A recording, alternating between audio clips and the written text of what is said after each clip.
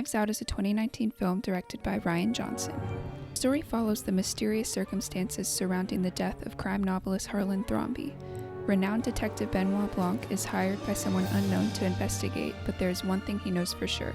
Everyone in the wildly dysfunctional Thrombey family is a suspect. Now Blanc must sift through a web of lies and red herrings to uncover the truth. I personally love the murder mystery genre, whether it's a TV show, book, or movie. There aren't a lot of current films that can be categorized as part of that genre, so when Knives Out was announced, I was cautiously excited to see what a modern-day murder mystery might look like. There are a lot of things that this film does so well. Just to focus on a couple that really stood out to me, the influence of classic mysteries on the story, as well as finding the right balance between comedic and dramatic moments, make this a successful and entertaining contribution to the murder mystery genre. Knives Out takes inspiration from tried and true classic mystery tropes and puts them in a more modern setting. It also uses one of the best setups for a whodunit narrative, the untimely or unexpected death of the rich patriarch, causing a bunch of family members to gather at the family estate to hash out what actually happened to the dearly departed, but more accurately, they are more interested to see if they were left what they think they deserved in the will.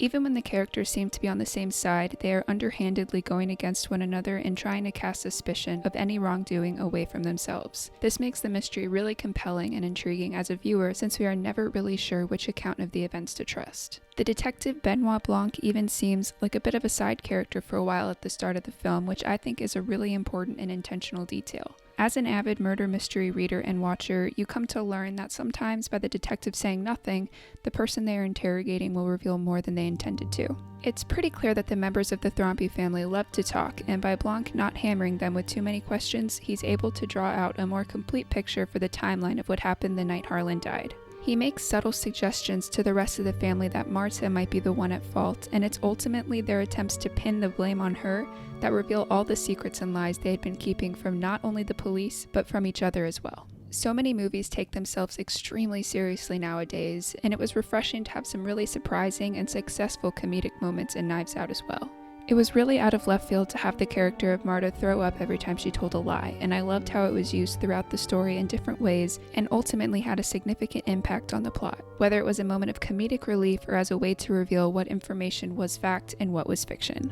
The occasional dip into the stereotypical murder mystery archetypes for each of the Thrombey family members also added some great moments of levity to the story. There are secrets between spouses, sons who believe they've been cheated out of the family business, family members who feel like they deserve more than others, and even the unexpected inclusion of someone outside of the family being favored in the will. Noticing and including these character tropes contributes to the more comedic side of the narrative, because it highlights how, when creating the characters and the story, Johnson recognized that these characteristics could be leveraged to create the drama and conflict needed for the story, but also acknowledges the somewhat ridiculous and over-the-top nature a lot of classic murder mysteries had without relying too heavily on them. The moment of foreshadowing we get early on in the film when Marta is telling Blanc and the other investigators what she and Harlan were doing right before his death also provides an interesting and unexpected comedic moment.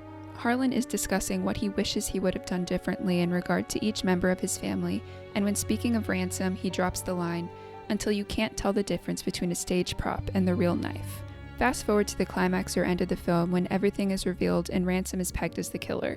Looking for a way out of the situation, Ransom grabs a knife and goes to attack Marta, but when he stabs her, it's a prop knife, confirming the statement Harlan made before, that he is so confident and plays life like a game without consequences. We are able to see the moment Ransom realizes that he's done something he can't talk or trick his way out of this time, and it's a really perfect showing of a comical moment, a prop knife, cutting through a more serious one, Ransom's intention to violently attack Marta.